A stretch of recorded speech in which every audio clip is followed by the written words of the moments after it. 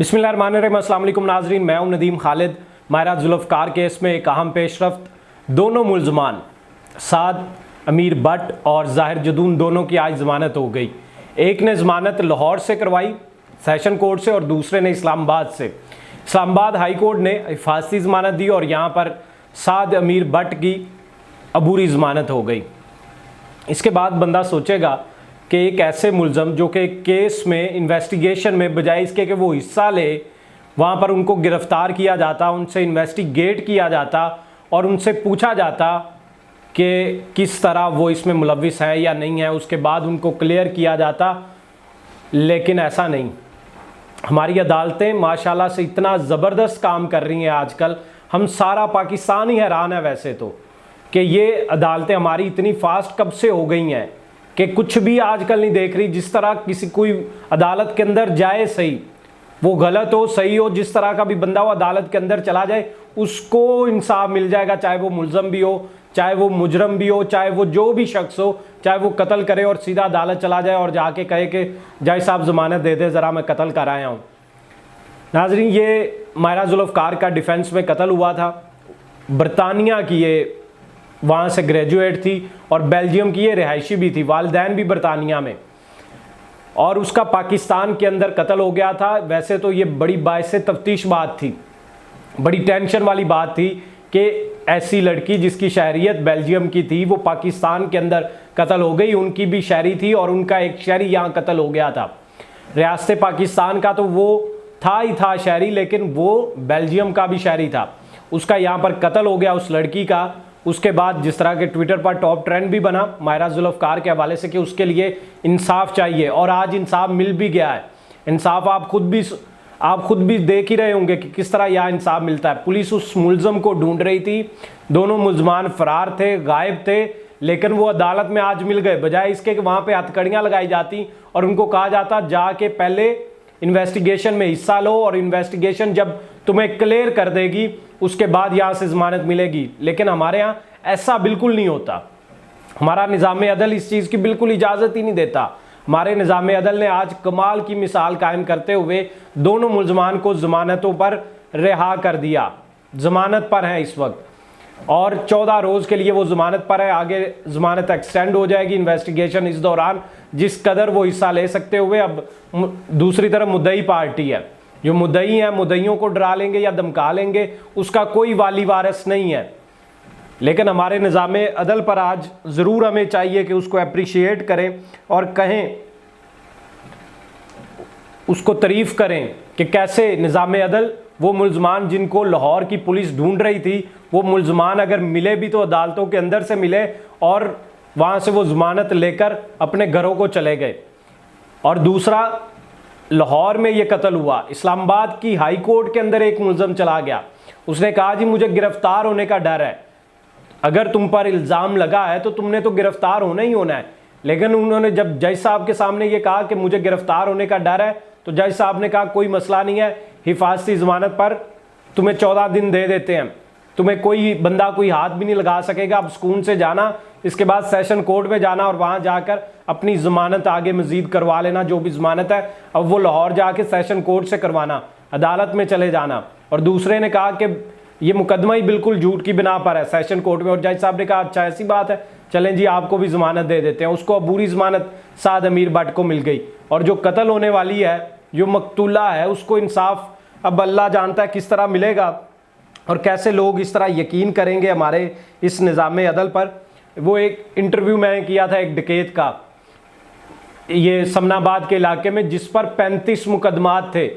तो मैंने उससे सवाल किया, मैंने कहा कि किस तरह तुम निकल जाते हो 35 मुकदमा, यहाँ तो एक मुकदमा हो बंदा जलील हो जाता है, गरीब आदमी साइकिल चोरी के केस में वहाँ से निकल नहीं पाता। अदालती निज़ाम क्या, थानों में सारी उम्र उसकी गुजर जाती है, कहीं भी चोरी होती है उसको दोबारा उठा लिया जाता है, तो तुम पर 35 मुकदमात है, किस तरह तुम बच जाते हो।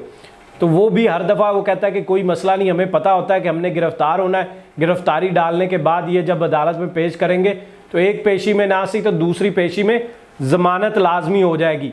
यानी कि निज़ाम अदल पर इस कदर ये जो मुल्ज़मान है इनका यकीन है कि ये लोगों को लूट के डकैतियाँ करके लोगों के घरों में जाके उनका सोना उठा लो, उनकी चोरी, उनको डरा धमका के भी इनको पता होता है कि अगर ये पकड़े गए तो इनको जमानत मिल जाएगी।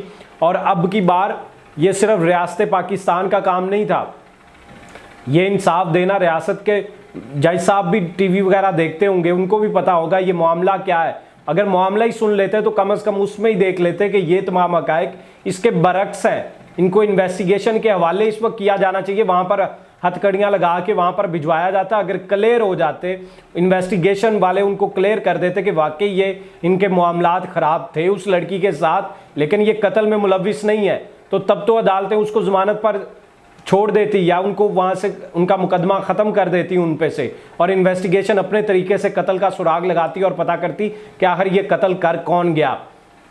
तो नाज़रीन, खैर आपको ये बताना मकसूद था इसमें कि किस तरह आज ये फ़ैसला, वैसे तो अब कोई नया फ़ैसला नहीं लगता, इस तरह के फ़ैसले होते रहते हैं, हर आए रोज़ इसी तरह की फ़ैसले हो रहे हैं हमारे यहाँ।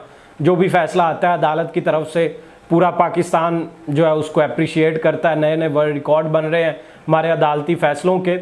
और एक सर्वे में कुछ देर पहले पढ़ रहा था अदालती निज़ाम पर ही कि पाकिस्तान की जो रैंकिंग है 2017 के मुताबिक 107वें नंबर पर थे हम, और अब तो उससे भी कहीं मेरे ख्याल में 120वें 30वें नंबर पर पहुंच गए होंगे। जिस तरह के अदालती फ़ैसले आजकल हो रहे हैं हमारे यहाँ, लोग यहाँ पर डरते हुए अदालतों में नहीं जाते कि अदालत में गए केस यहाँ पर कई साल लग जाता है। एक प्रॉपर्टी पर किसी ने कब्जा कर लिया, आप अदालत चले गए, आप यही समझते हैं कि बस अब कोई इंसाफ की कोई उम्मीद नहीं है। थानों का भी यही हाल है, हर बंदा डरता है कि थाने में जाए तो क्यों जाए, वहाँ पर कौन सा इंसाफ मिल जाना, उल्टा पैसे भी देने पड़ेंगे, उल्टा जलीलो ख़ार भी होना पड़ेगा, उनकी बातें भी सुननी पड़ेंगी। इसलिए बेहतर है कि किसी और बंदे को अंदर डाल के इंसाफ ले लें। और वो आज ये गोगी भट्ट वगैरह को पकड़ा हुआ था पुलिस ने, तो वो उनकी भी आज ज़मानतें हो गई हैं। शहबाज शरीफ साहब भी जो है वो भी फ़ौरन ज़मानत पर वो भी बाहर जाने लगे थे और हुकूमत ने रोक लिया, या जिस तरह भी रोक लिया गया। लेकिन अदालती फ़ैसले जो हैं हमारे वो कोई अच्छी मिसालें कायम नहीं कर रहे। ये मुझे समझ में नहीं आता कि जिस बंदे पर 35 मुकदमात हूँ डकैती के, नाजरीन 35 मुकदमे हैं उस बंदे पे, नामजद है, वो उसकी शनाख्त परेड हो चुकी है, जिन लोगों के साथ उसने डकैती की है वो भी आके पहचान चुके हैं, सीसीटीवी कैमरास भी ये बता देते हैं कि यही बंदा था, लेकिन उसको सज़ा नहीं मिलती, उसको ज़मानत मिल जाती है। यहाँ पर हमारी अदालतें इस तरह की हैं, अब अल्लाह जाने ये किस दिन इनमें तब्दीली आएगी और किस दिन ये बेहतर होंगी। इसमें हरगिज़ ये नहीं है कि मैं किसी ख़ास जज को पर्टिकुलर नहीं कर रहा, लेकिन ये उनका फ़र्ज़ है कि वो देखें कि क्यों लोगों के अंदर ये राय पाई जाने लगी है कि हमारे अदालती निज़ाम में कोई ना कोई तो सुकून कहीं मौजूद है, उसका किसी ना किसी ने तो हल निकालना है। तो चीफ जस्टिस साहब से रिक्वेस्ट है कि वो देखें कि उनके नीचे ये अदालतों में क्या हो रहा है, लोगों का यकीन इस तरह क्यों उठता चला जा रहा है इन अदालतों पर, और अगर इसी तरह ही रहा तो ये तो निज़ाम क्लैश कर जाएगा। जिस तरह लोग बेचारे जलीलो ख़ार हो रहे हैं, कब तक लोग इस तरह जलीलो ख़ार, आखिर बगावत पे उतर आएंगे लोगों का यकीन उठ गया तो फिर ऐसे निज़ाम इंसाफ का, निज़ाम अदल का क्या फ़ायदा, जो लोगों को इंसाफ ही फराहम नहीं कर रहा। जो इंसाफ का इदारा है उसका तो फ़र्ज़ है कि जो भी उसकी नज़र में जो मशकूक शख्स है तो उसको वो पूरा इन्वेस्टिगेट करने दे पुलिस को। जब साबित हो जाए कि वाकई ही ये बंदा, इसने कोई ऐसी कोई गलत हरकत नहीं की थी, इसने कोई जुर्म या कोई क्राइम नहीं किया था, तो उस वक्त तो उसको छोड़ दे चलें। लेकिन अगर कहीं ना कहीं किसी ने तो वो जुर्म किया है, तो अगर वो शक के शुबे में है तो उनको कैसे ज़मानत मिल जाती है। यही मेरा आपसे सवाल है, नीचे कमेंट बॉक्स में लाजमी बताएं कि आप क्या समझते हैं कि इस तरह ज़मानत मिलना ठीक है या नहीं ठीक। कमेंट बॉक्स में लाजमी अपनी राय का इजहार कीजिएगा। अगर आपने चैनल को अभी तक सब्सक्राइब नहीं किया तो सब्सक्राइब कर ले, ताकि नई से नई आने वाली स्टोरीज़ आप तक पहुँचती रहें। इसी के साथ मुझे दें इजाज़त, अल्लाह निगहबान।